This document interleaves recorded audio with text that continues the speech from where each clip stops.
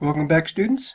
I'm really excited about this lecture because we're going to start talking about the graphical modeler and how we can automate GIS processes. And I'm a bit of a geek.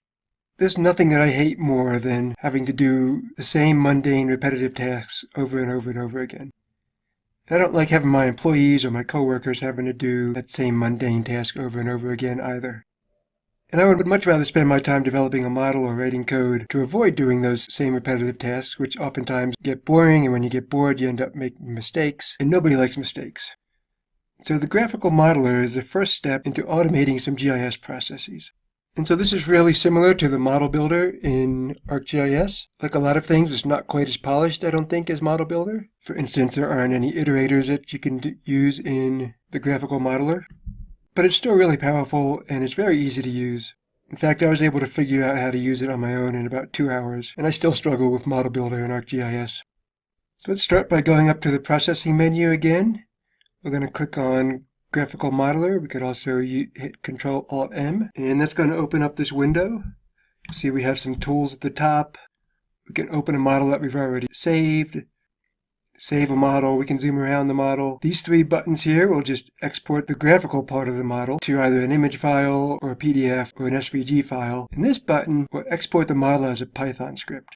And that's pretty cool because it'll allow you to get the basics of your model down. And if you need to do anything more detailed than that, you can add some Python code to it and make some adjustments. And this button will let you create some help information for other people if they want to use your model. So the first thing we want to do is give the model a name. What we're going to do for a demonstration is, if you remember back when we were going through the section on vector analysis, and we're using the difference tool to subtract areas impacted by environmental constraints from the linear project buffers and come up with, for each linear project, a percentage of the area that's affected by environmental constraints. And that whole thing ended up being, 10 or 11 or 12 different steps. Maybe that takes half an hour or an hour to do. Now, if your client wants that information, say, every day, that's going to end up getting really expensive if you have to pay somebody to go through those steps over and over and over again every day, right? So we're going to create a model to do all that stuff in one step, and without creating any intermediate files either. So a model name, I'm going to call it Calc Impact %. And the group, I'm just going to call it QGIS Course. I'm not 100% sure where this group value comes into play, but I just want to make sure that I know that this was just something that I did for the course. So the next step we have to do is decide on what our model inputs are going to be.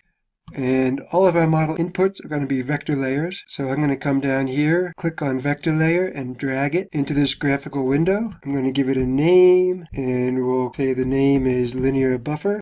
The geometry type, we'll say it's going to be a line. Actually, that shouldn't be linear buffer, that should be linear project. But we're going to create a buffer in the model. And the geometry type is going to be a line. And we can decide whether we need that to be mandatory or optional. And for our purposes, it's going to be mandatory. And so once we do that, we have this little yellow box up here that represents an input. So we'll do another one for bald eagle nest. That's going to be a point and also mandatory. And we'll drag that down, say, over to about here. And we'll do another one for burrowing owl habitat. That's going to be a polygon, and we'll drag it down. And we'll do the same thing for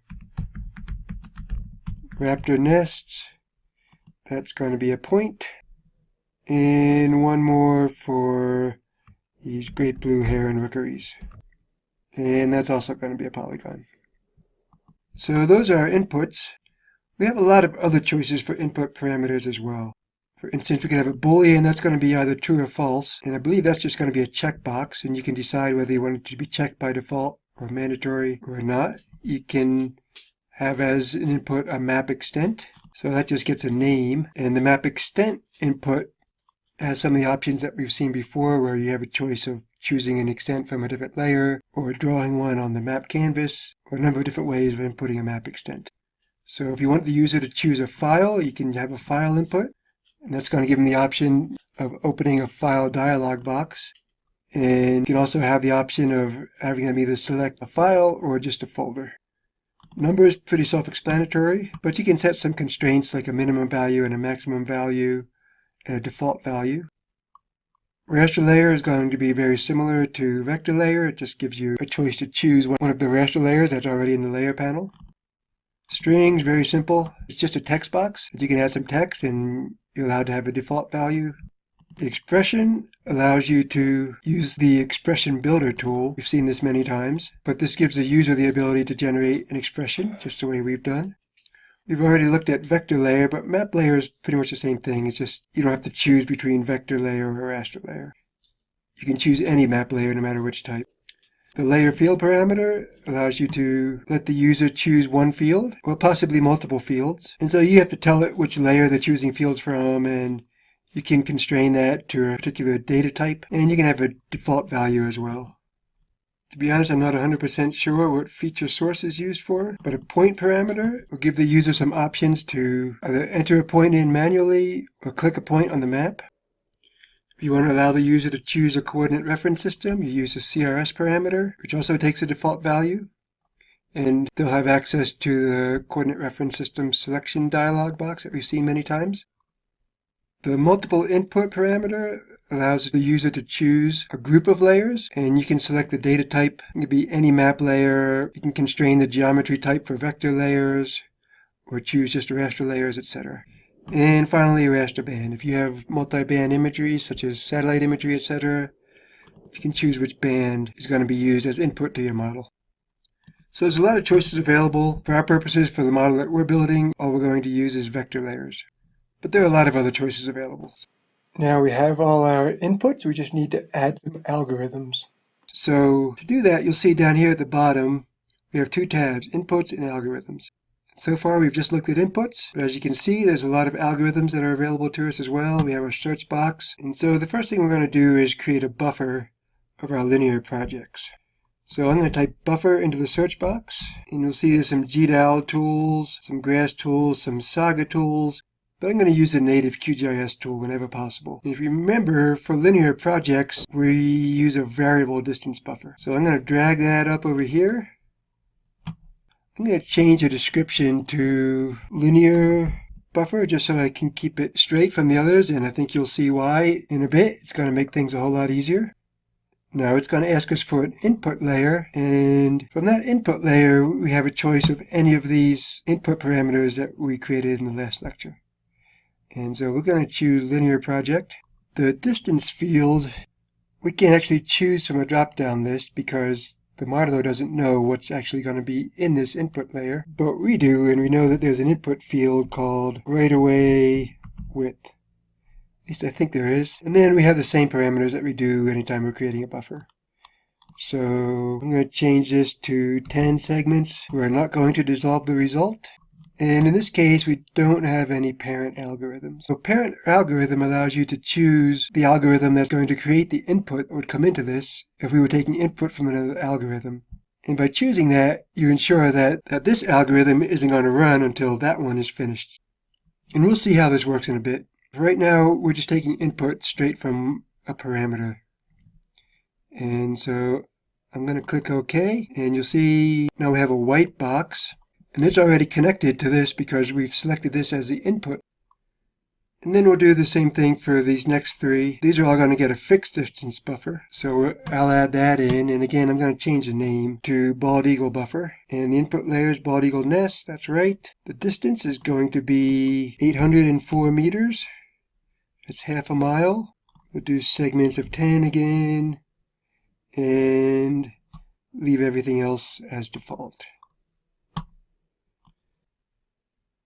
And then we'll do the same thing for burrowing owl. We'll change the description to Bew owl.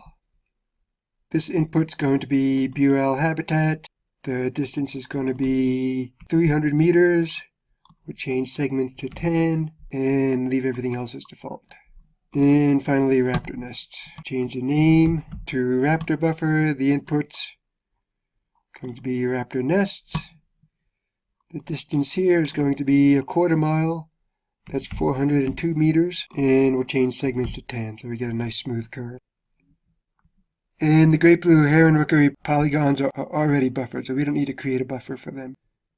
So now the next step, if you remember, after we created a linear buffer, we added a field that had the area in hectares. So how are we going to do that? Well, let's search for field, and that gives us a lot of options. So we'll add a space CA, and we want to use a field calculator algorithm. So I'm going to double click this for the description. We'll call it LB for linear buffer area. The input layer is going to be the buffer from algorithm linear buffer. And here's where you can see why we took the time to change the description for all of these. If we didn't, they would all have the same, and we wouldn't know exactly which buffering algorithm that we wanted to use. But since we changed the description, we can see that here, and we know we want to get this one, the buffer from algorithm linear buffer. So the result field name, again, we're going to call it area underscore hectare. It's going to be a floating type field, precision of 3. Yes, we're going to create a new field. And the formula, again, here we don't get to use our expression editor because this graphical modeler doesn't know anything about what's going to be in the input layer that's coming in. So we have to remember exactly how we did that. And it's a $ area divided by 10,000 to convert square meters to hectares. And this is also where we want to select a parent algorithm. And the parent algorithm is going to be linear buffer, because we want to make sure that that linear buffer has finished running before we create this field. So I'm going to select that as a parent algorithm and click OK. And I'm going to put it right up there. Now, the next step is to start using that difference tool to start subtracting these environmental constraints from the linear buffer field. So we'll go back, we're going to search for difference, and you'll see again Saga has some tools, but we're going to use the QGIS native tools. And we'll change the description to bald eagle difference. The input layer is going to be the output of this linear buffer after the new field has been created. And then the difference layer is going to be the buffered nests. And then this is going to be the output. Again, we're going to leave that blank because we just want to run this whole thing in memory and not save it to a disk. And the parent algorithm for this one is going to be 2. One is going to be this linear buffer area, and the other is going to be the bald eagle buffer. We want to make sure that both of these are finished running before it runs this difference algorithm. So I'll click OK. And here you can see just at a glance that this tool has 2 inputs. And then we'll do the same thing a couple more times with the difference operator. We'll call this BUAL difference. Its input layer is going to be the difference after the bald eagle difference algorithm has run. The difference layer going to be the burring owl buffer. The parent algorithms going to be the bald eagle difference and the burring owl buffer. Those are the 2 that we need to make sure are finished before this one gets run. Do the same thing for a raptor nest. We'll call it raptor difference. The input layer is going to be the difference from the burring owl difference algorithm. The difference layer that gets subtracted from what's left over is going to be, let's see, I need to scroll down here to find buffer from the raptor buffer algorithm. And we need to select our parent algorithms again.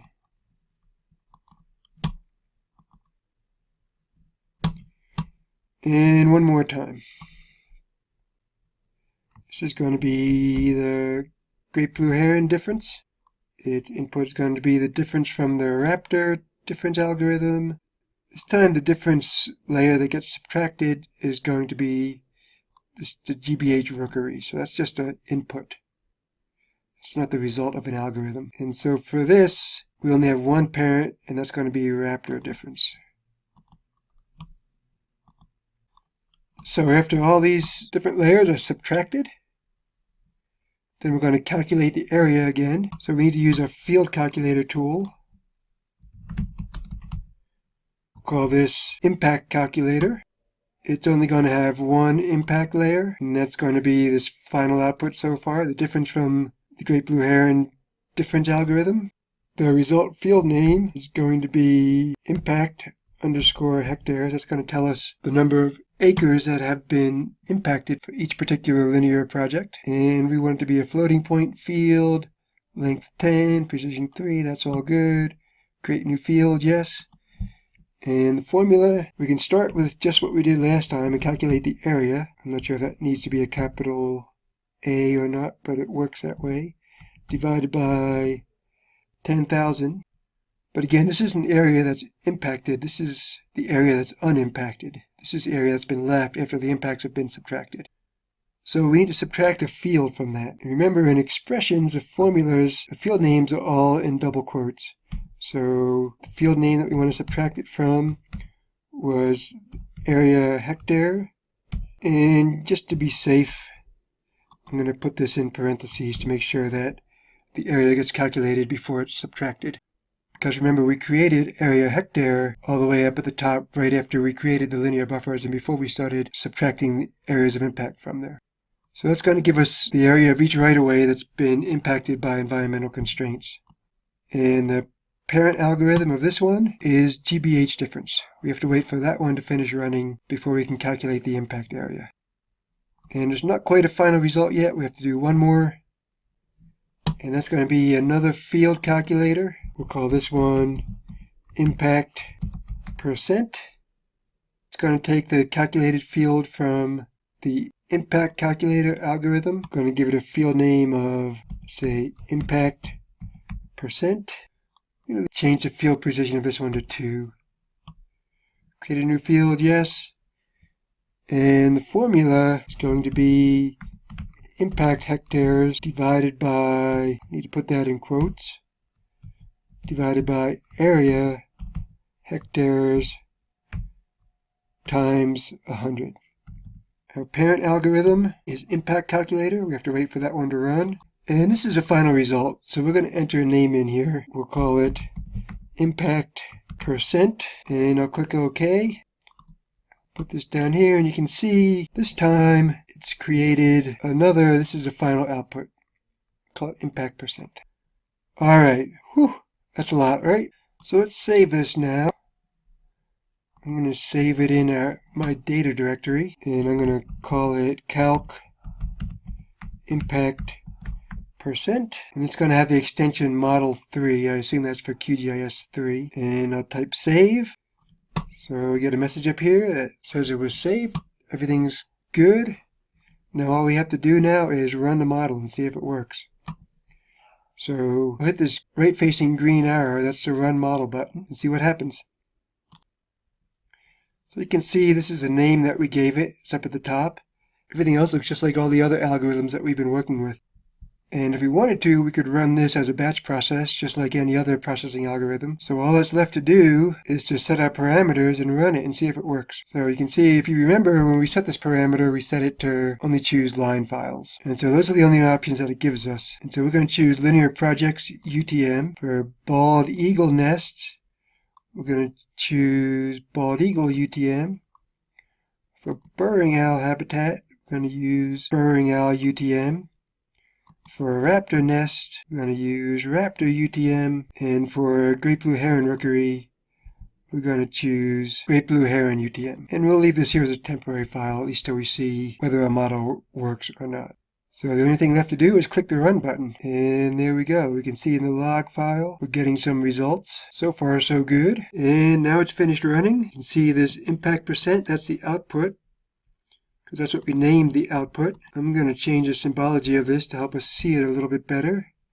I'll just change it to a bright red and put it on top of everything. And first let's zoom in. So yeah, it looks like it's only the parts of these linear buffers that don't have any environmental constraints.